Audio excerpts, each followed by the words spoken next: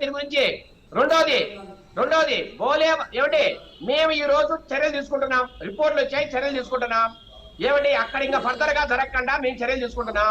మీరు 2022 CFTRI report వచ్చినప్పుడు ఎందుకు చర్యలు తీసుకోలేదు, ఎందుకు తొక్కి పెట్టారు? పంపించిన వ్యక్తి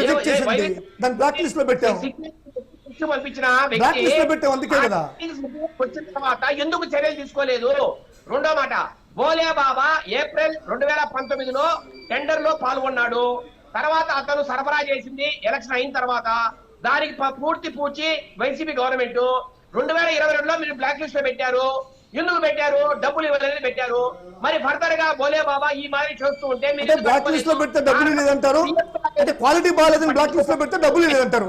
అంటే మీరు 2018లో డబ్బులు తీసుకొని చంద్రబాబు నాయుడు గారు బోలే బాబా ఆర్డర్ ఇచ్చాడా?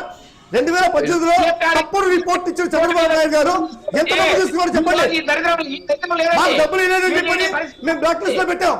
మీకు 2018లో చంద్రబాబు నాయుడు గారు బోలే బాబా నుంచి ఇన్ని కొడుకులు తీసుకొని దాన్ని పర్మిషన్ ఇచ్చారు, తప్పుడు రిపోర్ట్ ఇచ్చారు.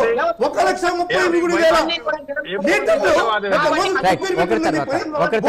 తప్పుడు రిపోర్ట్ ఇచ్చిన చంద్రబాబు నాయుడుకి ఎంత ముడుపులు పోయాయి బోలే బాబా నుంచి?